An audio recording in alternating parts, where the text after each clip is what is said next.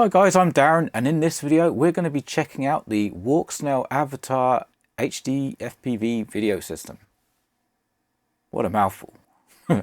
So if any of you guys have been subscribing to me before or have seen me on social media, you know that I'm not the biggest supporter of HD video for FPV.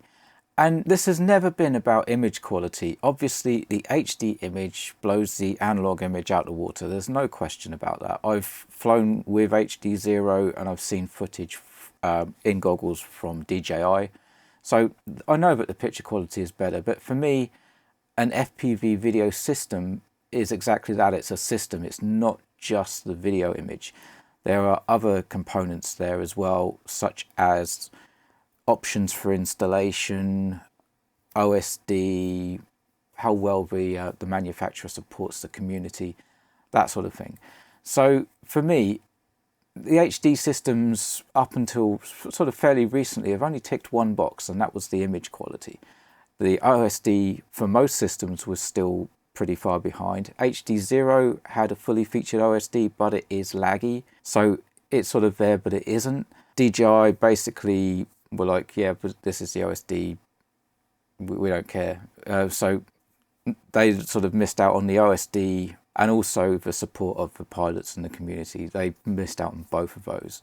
So DJI really wasn't an option for me. HD0 was tempting, but I was holding back. The goggles have literally just dropped two or 3 days ago, and that was sort of what I was holding back for. I want to see them in action still, but the lag on the OSD really, you know, it's a halfway. It's half a point there for HD0. But a lot of things have happened in the last month or two. We have had this new system from Caddx Walksnail, which has got a canvas OSD, which updates pretty nicely. They are listening to the community, so they're ticking 3 boxes. And for other systems, they're improving too. So there's the community-based WTF group who have hacked the DJI goggles, so you can have a decent fully featured OSD.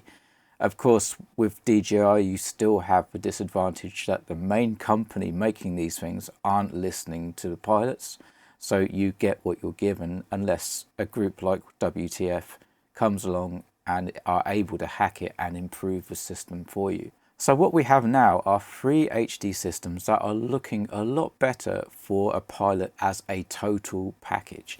So just to run down, we have HD0, which they are excellent at listening to the community.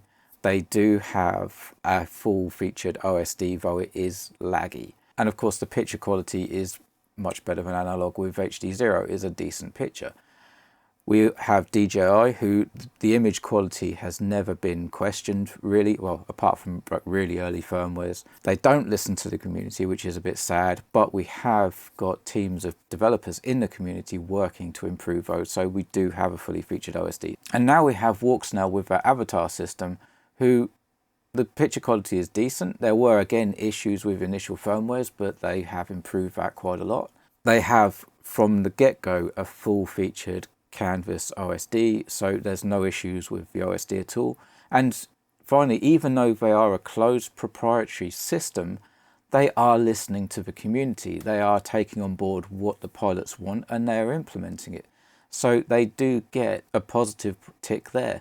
So really, for me, the only thing with HD systems that is sort of still lacking behind analog is freedom for the installation. And by that I mean, basically you have the camera and the VTX, and between them you have this MIPI cable, because it obviously transfers quite a lot of data between the two. The maximum length for this is 25 centimeters, so that really limits where you can put the VTX in relation to the camera. On some builds it might not be a problem. If you fly quads, for example, you're probably thinking, well, what's he going on about? I only need 10 centimeters. But that's fine. Fixed wing, the FPV camera is just in the nose there, and the video transmitter is all the way out in that wing. So for me to go from there to there with HD would be impossible. And the reason why we do this on fixed wing is separation is better for the signals. So if we have our receiver all the way out on one wing, so my receiver's on this side, and the VTX and antenna on the other wing, we've got the maximum distance possible for the least interference and the best signal. And of course the GPS in the middle somewhere. It may not necessarily be a hindrance. I might just have to rethink how I build with regards to what video system to use. So for maybe HD, keep everything in the middle with the receiver on one side and the GPS on the other side to still get separation. But yeah, it's not as flexible as analog. So that's where my thoughts are with the HD. So you might be wondering why I have this on my desk. Now, this was actually given to me by Caddx Walksnail. Not for review, but I figured I'd do one anyway, but actually to do a bit of development for INAV. So I've got this system to do work basically. While it's here, let's check it out. Bargain. While we're on the website, let's go and find where the information is. So there is a little question and answer thing here for the avatar system. So if you're having issues, that might answer the questions, but the more interesting stuff is in the download center. So if we just scroll down, we have a quick start guide, which I've got open here, and we have firmware and the update procedure, that sort of thing. So what we're now going to do is head over to the workbench and actually get the cellophane off, because I'm eager to have a look. So let's go. All right, so apologies for the lighting. It is a little bit dark this morning, but I wanted to get these open, to be quite honest with you. So what we have here are the goggles and the, I don't know, I get everyone's calling them air units because that was what DJI named them, but avatar kit. Looks like there are little scratch marks so you can actually verify that it is genuine, so that is always handy. Of course, Caddx have sent me this, so I don't really need to rub those off. I can't see them sending out fake products, but let's have a look. It's getting exciting. The last set of goggles I actually bought were the Fat Shark HDOs, so it's been a while. And other than before those, I had some Dominator V3s, so that's really my experience. So again, I guess technically another set of Fat Shark goggles, because if you sort of know, Fat Shark are making the goggles, Caddx are making everything else. The internals for the goggles Caddx could be making, I'm not 100% sure on that, but I know that the actual goggles, they do share a lot of Fat Shark sort of features, and some are good, some not so good, but let's have a look. Oh, this is tight. Perfect. So they come in a case, which is excellent. My Fat Sharks are in the other room, but you can see it's sort of a similar sort of shape, but then how much can you really vary a goggles case?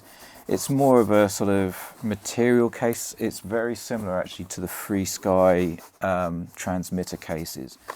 I did actually sort of like the sort of leathery feel of the Fat Shark, but yeah, it does the job. Let's have a look. Slow is faster.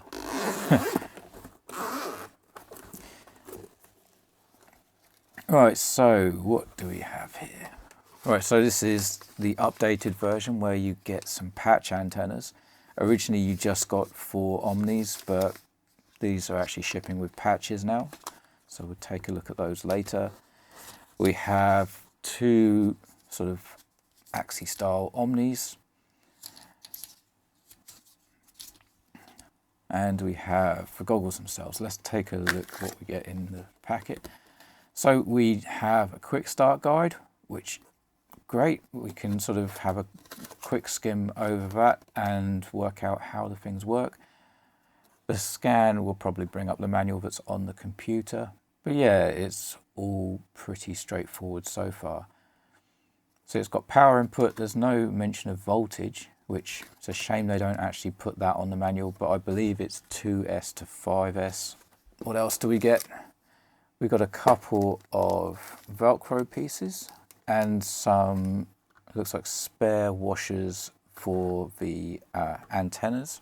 We have a power adapter lead. Yeah, it's unregulated, so this is just a plastic cover. So you do need to make sure that you use the correct voltage batteries. We have a cleaning cloth, and then we have the actual goggles themselves. Now, I've just picked these up, and they're actually pretty light. That's quite surprising, actually. They feel lighter than the old Fat Sharks.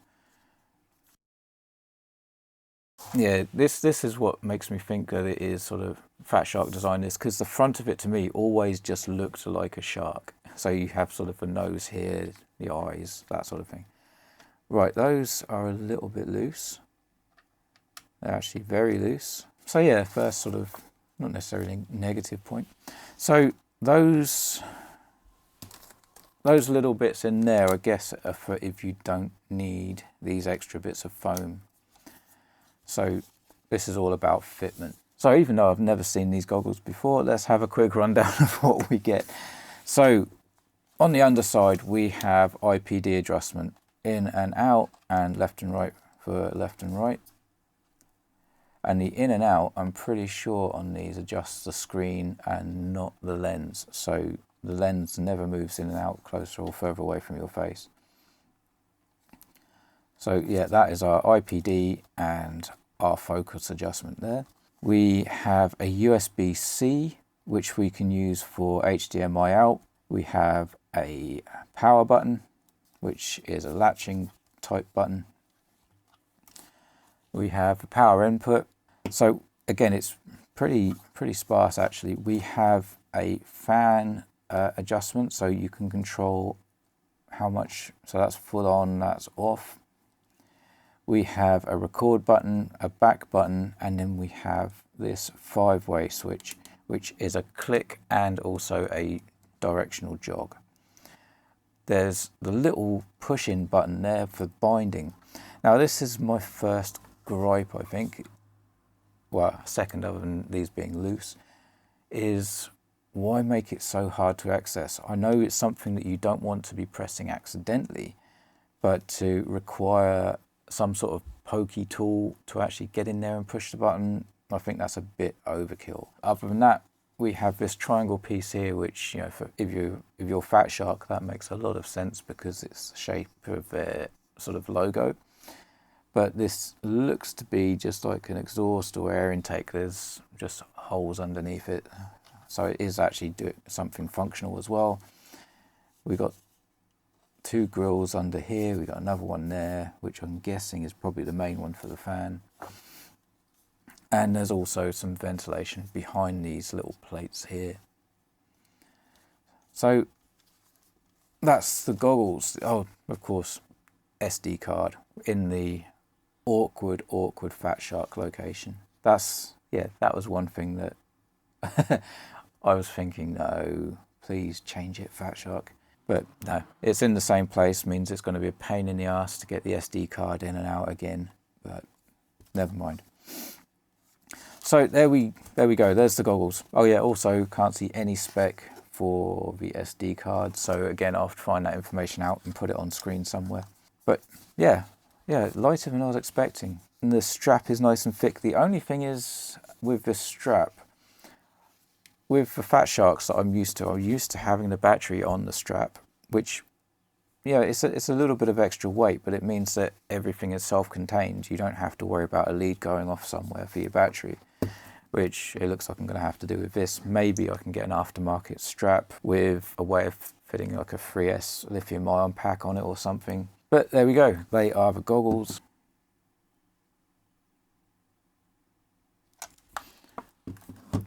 All right, so they will do up with an 8mm spanner.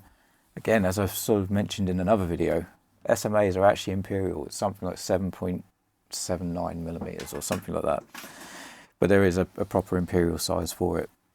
But anyway, so our patch antennas will go on the front, and these are reverse polarized SMA, unfortunately. I know why they do it, because America forces people to do it because of their legislation. It's a pain in the ass. All right, so yeah, without those little washers on, they nip up nice and tight.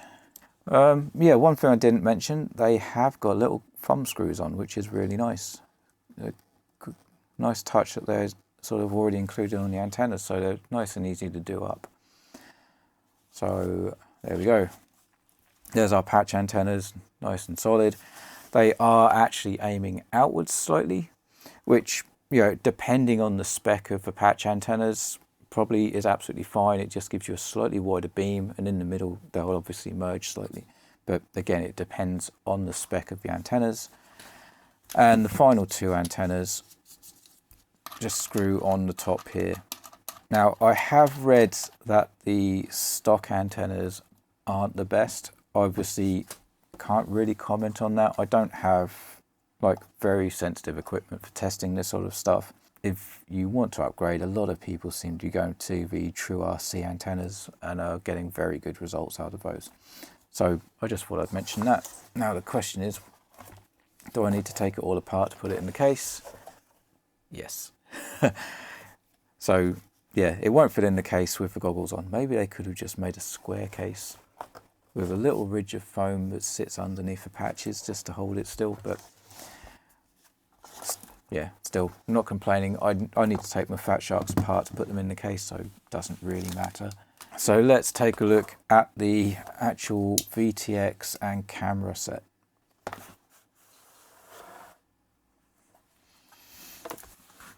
Alright, so again, we do get a quick start guide, and I can just about read that without my glasses on. But yeah, I'm glad that there is a small paper-based version included. It does make things a bit easier. So the top section is just basically explaining how everything goes. So this I've already recognized from the quick start guide on the internet. Basically all the way down to here is online, and then you get extra on the online too. So I reckon that QR code will take you to the full version of the manual. So the VTX will run on 2S to 6S, but if you're using 6S, they recommend including a 50 volt. It says 47 microfarad, but it's probably more likely 470 microfarad capacitor, just to smooth everything out if you're using 6S. But it's quite a simple setup. We have power, ground, and then RX and TX. We have another adapter to go to USB, which is quite handy. And again, I guess that is for firmware updates. And then we actually have the antennas and the camera itself. So let's take a look. This is my first time actually seeing an air unit in the flesh. So this is obviously the MIPI cable that I was talking about earlier. So that's what was about 10 centimeter one. So again, for what I'm doing on the bench, that's absolutely fine. But to put it in a fixed wing, when you think on this one, the camera's in the nose, you have to route it around the battery. So there's not really a lot of options for this, this plane. I would probably have to stick it in there right at the front, something like that, where it's not going to get the best cooling, or if any. But there's no way it would reach there. It barely reaches there at a stretch. That's without the battery in there. And on this plane, it's a 6S battery, which takes up the whole area. But I do have an idea for a plane which will mean that I can just set it up without needing to get the longer cable. So that's 23 grams. 27 grams with the antennas. Got a few screws and stuff there. Let's add that on. 32 grams. I mean, we don't need all that. There's only going to be a few components. But you can see it's not really heavy. It's going to be around 30 grams, if not less, with the full setup. Right, so the antennas are UFL, which is the IPEX one. It's the bigger connection, which is great. I hate IPEX 4. They're way too small. But what's even better is when you put them on there, you bolt the plate down, and it means that the UFL connectors shouldn't come off. So if you do experience a crash, it will probably break your antenna, but it won't pull these off of the board. I believe that's the whole theory behind it anyway. So we have on the bottom two connections. We have the bigger one here, which is for our UART. So it looks like it has 6 pins, 2 of which aren't actually used. And we have this side over here, which is for our USB. So let me get the antennas plugged in, and we'll see what we can do about getting this powered on.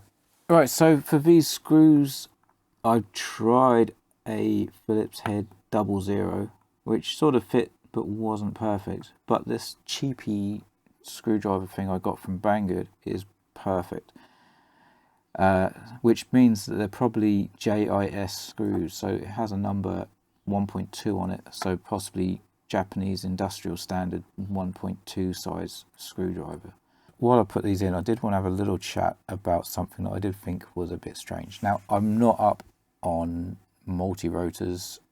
I do actually fly them now, and I do enjoy it. So in the future, there may be some multi-rotor content on the channel.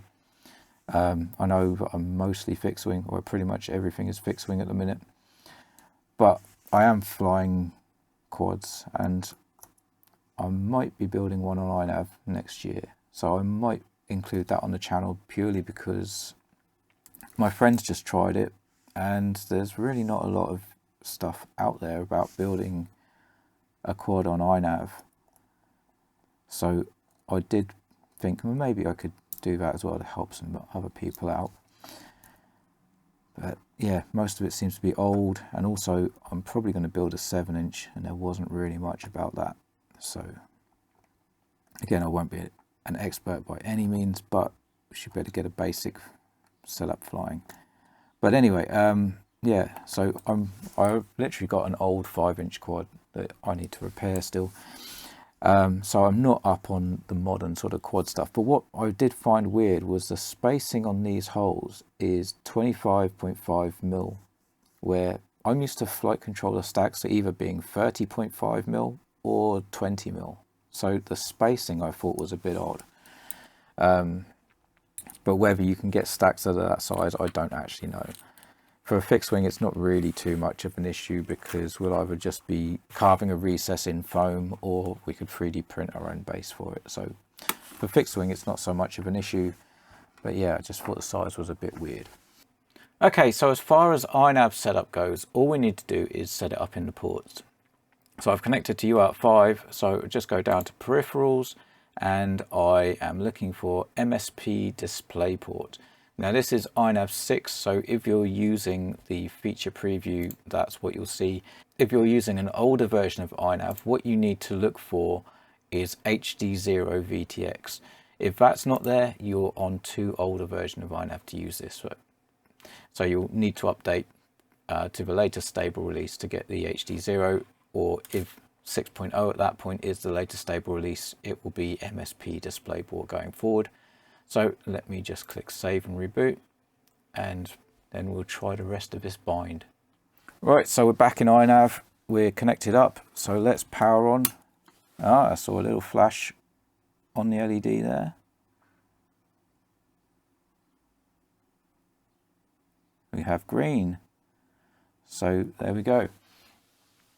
Now for the linking process, it says power on the VTX, power on the goggles. So let's press the button.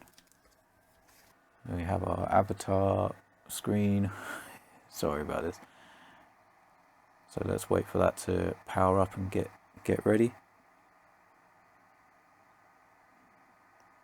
So when the green light is flashing and the status appears in the goggles, which, yeah, we're all there in the goggles, so we've got a black screen. What we need to do is press the binding button. So on here, that is the binding button. So red, I guess, is for binding. Now, getting this, I've tried to click it, but it doesn't seem to click. So let's just press that. I mean, that's quite a small Allen key, but that doesn't really seem to be doing much. So let me try and find something smaller. Alright, so let's try these. Ah yeah, that's a click. So there we go, they're beeping. We've got a green light on the air unit. Oh, and we have video. So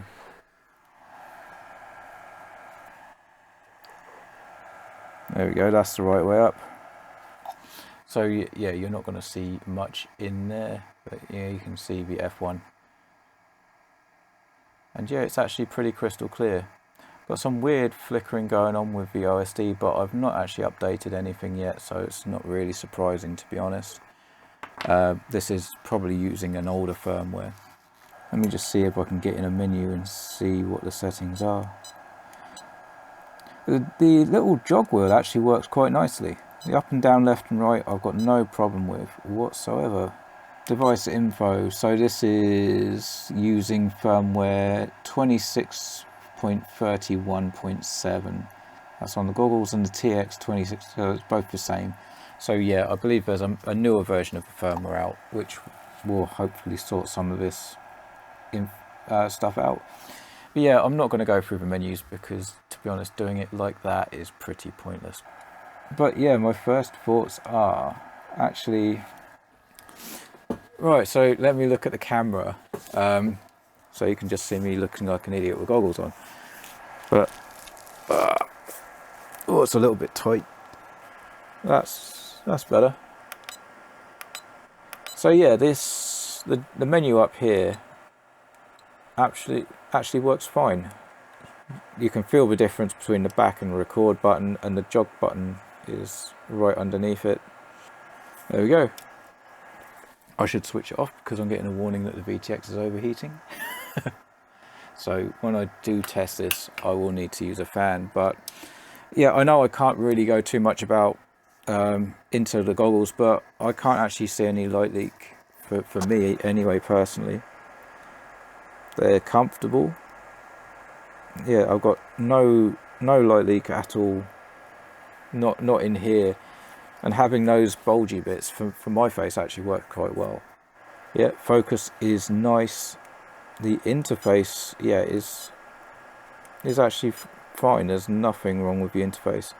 So it's been a few days since I recorded the first part of the video. Don't worry, I'm wearing clean clothes. It's just the same jumper. But anyway, I just wanted to give an overview. Now I've had a little bit more time to play with it and some of my basic thoughts on the goggles. First of all, as goggles go, they're pretty decent. I mean, let's face it, in the background, Fat Shark have had something to do with it. And in the past, their goggles have been pretty decent. You know, not much in the way of innovation for new versions, not great with regards to fixing faults like the HDOs that I've got. The DVR is still terrible. They never bothered fixing it, and it was the same DVR in the HDO2s. But so there are minor gripes, but they do know how to make a reasonably comfortable goggle, and that has sort of gone on to these Avatar goggles. I've not seen any light leakages, but of course faces are different, so this is for me. But yeah, I've not really seen any light leakage. The only thing I did find a little bit uncomfortable was this foam here. It'd have been nice if that was a bit more padded. It just, at this bottom edge, I think it just felt a bit too sort of sharp. So it'd have been a bit nicer if that was a bit more padded out at the bottom and didn't have this sort of crease on it. That was the only real gripes for the comfort. I know some people have had issues with their eyelashes touching the glass, but I've not had any issues at all. I can focus it to where I need it. For me, this eye is not as good as this eye, so I do need a bit more focus on this eye. I could get it to a nice clear picture, and as far as the image goes, yeah, brilliant. I've looked at it on 720, I had it up on 1080, and even though I'm only on my desk at the minute, so we're not flying, the picture does look stunning. I mean, that's always been the good thing with HD, is the picture quality. It all seems to work. I've done a firmware update, which the video will be coming out next time I do an Avatar video. So I have actually got the INAV OSD on there now, and that looks nice. The AHI is silky smooth. There's no update issues. There are a few things that need sorting out, but it's getting there and it does look quite nice. So as far as, yeah, the goggles go, absolutely fine. I've not had any chance.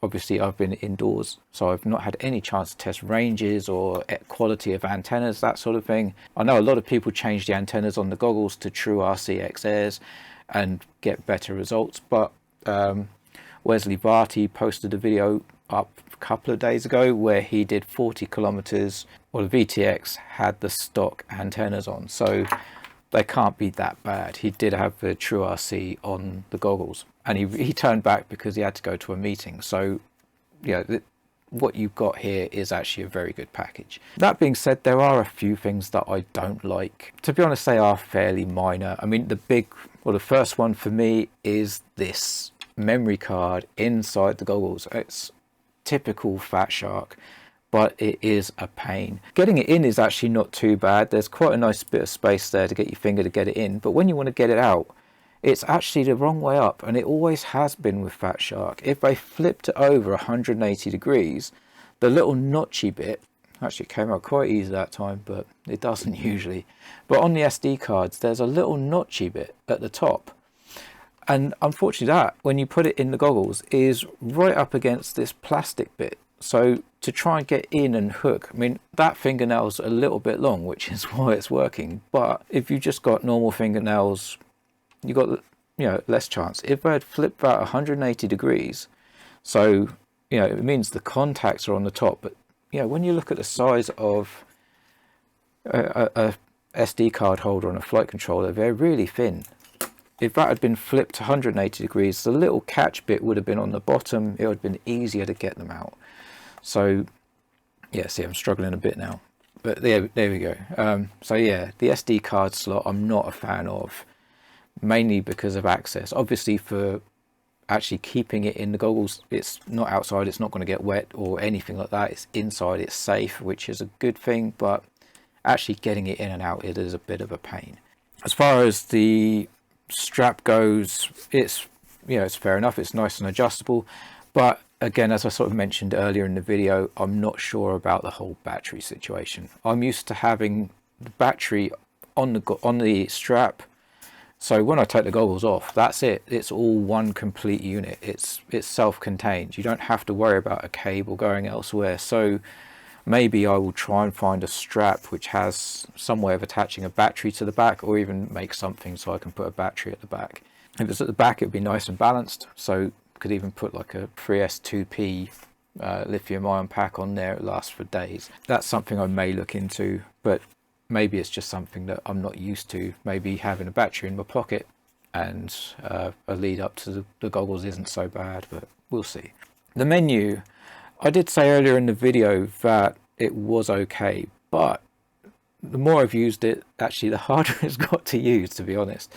It doesn't, you seem to have to click it a few times to remember which orientation is which is a little bit of a pain. It seems like left and right is up, or one of the axes for me seemed reversed, so yeah, it wasn't as intuitive as I first thought. But having said that, once you've clicked the wrong way a few times, you sort of get into the swing of things for navigating the menu. And also sometimes you do forget that it's got a click as well. So for example, for changing the brightness, you would click on it, change the brightness, and then you click to come back out, which I kept forgetting about. I was trying to press the back button and that wasn't working. Forget, you need to click it again. The back button and the record button do feel different. I do keep mixing them up, but that's purely because I'm not used to it yet. Once I get used to the back button having the recess in it, it'll be fine, but it's just sort of muscle memory type thing. It's not a fault of the goggles. But while we're in this area, I'm really not a fan of this bind button. I know that they need to make it so you can't accidentally click it. I totally get that, but I think that is way too small, and I don't know where I've put them, but for me to actually use it, I've needed to put these little tiny tweezers in there to actually click the button. Even small Allen keys I found wouldn't click the button. So I think, yeah, I think that's way too small. They could have had a recessed button that was maybe 5mm in diameter, and that would have been a much bigger area to click, but also you still wouldn't accidentally be able to click it. It would just make it easier. Oh, what's the other thing? There was one. Oh yeah, it doesn't do analog. I know that HD is the future, but so many people still fly analog. Not everyone can afford to update all craft with $150, £150. Well, actually, they're on sale at the moment for 130, so it's a bit, but still, I've got quite a few aircraft. There's no way I can afford to change all of them to HD, so I will be flying analog. And I do think that the lack of an analog input on this, or to be honest, any kind of input, is quite a big letdown, to be to be perfectly honest.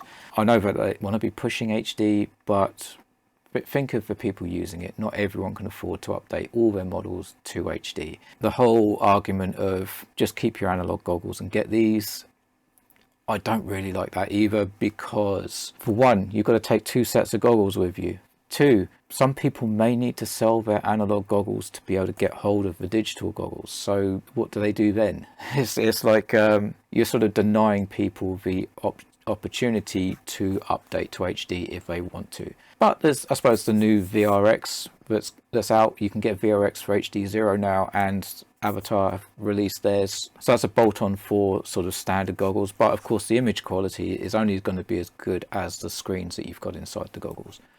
But yeah, I really do wish that they had some sort of video input. I really do feel that not having analog on these goggles is not a good idea. At the end of the day, it is what it is. And if people want to update to HD, that's one of the things they're going to have to consider, is what's happening with the rest of their fleet and which system is right for them. With regards to that, I have to say, for me personally, the way I fly, the Walksnail system is probably the best fit for how I fly. HD0 does seem to be more race oriented. It's all about low latency, so you don't necessarily get the penetration on it, and also the OSD is very laggy.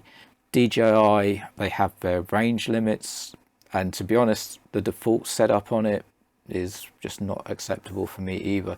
The new WTF OSD has expanded DJI and made it a better option for people, but you're sort of relying on DJI not to sort of block that hack. And to be honest, what the WTF people are doing, DJI should be doing anyway. Props for them to doing all the work. I'm just trying to sort of put it out there that whatever system you choose sort of has to fit with how you fly and, you know, what you want out of it. But you know, both HD0, if you buy their goggles, and DJI have got analog input, whereas these guys don't. But overall, looking at it from a pure digital system, it is nice. Yeah, I'm looking forward to actually getting it in a plane.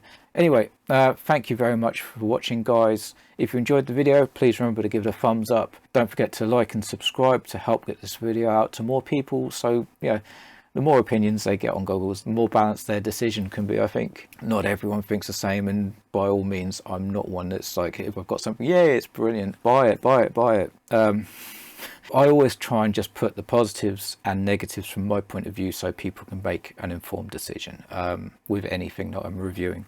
So yeah, so I'm going to shut up now. Flying models that you stole them. See you on the next one.